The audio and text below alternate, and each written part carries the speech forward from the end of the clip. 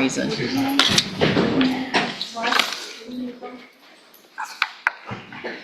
sorry.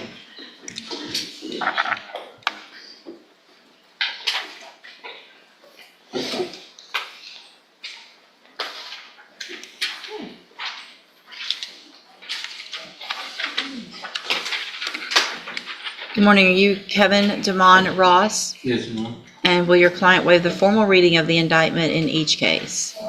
Yes, Your Honor, there's two, I believe, two MTRPs and. One new case. Okay, so he'll waive the reading of the motion as well. We're gonna have to prove the true count one, which is the new case allegation, and then there's an agreement on all three. All right, let me let's go forward with the new case first And we're then. asking for an updated PSI. Thank you, And please. Judge, if you need, excuse me, more than that, all of the other counts stem from the sole incident. I think the court has reviewed the video previously of the evading. You'll recall we had an agreement of 5 a while back, and the court rejected that, understandably, just because we're doing an update. If you need more.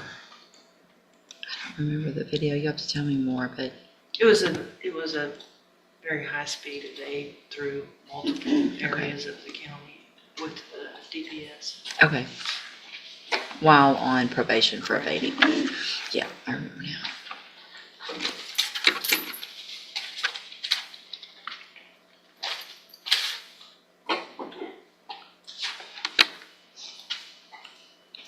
And what was the agreement that I had rejected before? Okay. All right, sir, in cause number 25, DCCR 1310, you're charged with a third-degree felony offense of evading arrest or detention with the use of a vehicle from June 13th of 2025. And how do you plead to that charge? June. Are you pleading guilty freely and voluntarily? Yes, ma'am. And are you pleading guilty because you actually did what they charged you with? Yes, ma'am. I have here, in that case, some documents on the tablet that have your signature on them. Before you signed these, did you go over them with Mr. Burbank? Yes, ma'am. Do you fully understand them? Yes. And do you understand, if I follow the agreement that you've made with the district attorney, that you will be waiving or giving up any right to appeal? And it looks like the agreement that you've reached is for a cap of 8 years in prison, which means you're leaving your punishment up to me. And if I follow this agreement, I cannot give you more than 8 years. I can give you 8 years, I can give you less. It'll all depend on the information that's presented to me when we come back for sentencing. You have an absolute right to have a jury come in and do 2 things. The first is to determine if you're guilty or not. And then you could leave your punishment up to that jury if they found you guilty. If we go forward this way, you're waiving that right. And is that what you want to do? Yes, ma'am. Okay. Do you also understand, if you're not a U.S. citizen, that a plea of guilty or no contest may result in your deportation, exclusion from admission to the country, or denial of naturalization under federal law? Yes. State tenders number 1. It's admitted. Is there any evidence that Mr. Ross is not competent? All right, sir. In that case, I'm going to find that you entered your plea of guilty freely and voluntarily. Find that you're mentally competent and understand the nature and the consequences of that plea. Find sufficient evidence to find you guilty. However, I'm going to reset your case for sentencing so that the probation department can do a pre-sentence report. That'll give me more information about you and your case, and we'll come back later for sentencing. Obviously, anything that you think is important for me to know, you'll get that information to Mr. Burbank, and he'll present it to me on that day as well. Yes, ma'am. So then we have cause numbers 24 DCCR 1198 and 24 DCCR 1199. Each of these cases, I have motion to revoke unadjudicated probations. It looks like in 1198, you were placed on probation December 18th of 2024 for the offense of deadly weapon in a penal institution, a third-degree felony, and that was a 4-year deferred probation. Is that correct? Yes, ma'am. And then in cause number 24, DCCR 1199, I also have that motion to revoke your unadjudicated probation. Shows you were placed on probation that same day in December of 2024 for the third-degree felony offense of evading arrest or detention with the use of a motor vehicle. Is that also correct? Yes, ma'am. So if it's unagreed, somewhat unagreed, I want to go ahead and go through the rest of those allegations. I think I need to know if the punishment's up to me, what the pleas are, what all's been going on, not just the one new case. So I'm going to go through them all. If you need a minute to go over that with him, otherwise I'll just go through. So, Mr. Ross, both of these motions allege in count 1 that you were arrested for the offense of evading arrest or detention with the use of a vehicle on June 13th of 2025. That's the case you just pled guilty to. And is that true or not true? Yes, ma'am. Sure. And that's one of those, Ms. Malfino, that probably needs to be looked at. Being arrested for it isn't really it's true, it's fine, but that language, y'all need to get them to change that language. Okay. You know what I mean? I do. Count 2 alleges that you were arrested for evading arrest or detention. That was that same day. Is that true or not true? So that's not in the vehicle. That means that you got out of the vehicle and then ran. Is that true or not true? Sure. Count 3 in each case alleges that you were arrested for possession of marijuana June 13th of 2025, that same day. Is that true or not true? Okay. Count 4 in each case alleges that you possessed marijuana in violation of your probation order on that same day. Is that true or not true? Okay. Count 5 alleges that you tested positive for cocaine on a drug patch June 13th of 2025, and is that true or not true? Not sure.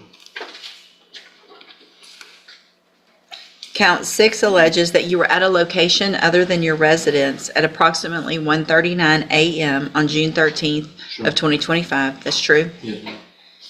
And then count 7 in each case alleges that you're a little behind in your court-assessed fees in each case. Is that true or not true? Sure. Did you enter your pleas of true in each of your cases to counts 1, 2, 6, and 7 freely and voluntarily? Yes, ma'am. And because those counts are actually true. Yes, ma'am. All right, then I'm going to find in each of your cases that, in these cases also, I have here on the tablet some documents that have your signature on them. Did you also go over these with Mr. Burbank? Yes, ma'am. And do you fully understand them? Yes, ma'am. And again, you understand if I follow any agreement that you've made with the district attorney, that you'll be waiving or giving up any right to appeal. Yes, ma'am. And are these just no agreements, just to run concurrently? Well, no, there's a cap of 8 on those. Yep. Y'all didn't write that on here. I thought I did. All right, or it might not have come through. So so cap of 8 in each. Yeah, So the agreement is the same as the other case, Yes. that I can sentence you up to 8 years in prison or less, depending on the information that's brought to me in a hearing. You understand? Yes, ma'am. State tenders number 1 in each of those no cases. objection, states 1 in each case. It's admitted in those cases. Mr. Ross, I'm going to find that you entered your pleas of true to counts 1, 2, 6, and 7 freely and voluntarily. Find those counts true. Find sufficient evidence in each of your cases to find you guilty and revoke your probations. However, I'm not going to do that today. I'm going to reset your cases for sentencing. We'll get the probation department to do updated reports, and then, again, anything that's important for me to know, get that information to Mr. Burbank, and he'll present it to me on your behalf when we come back.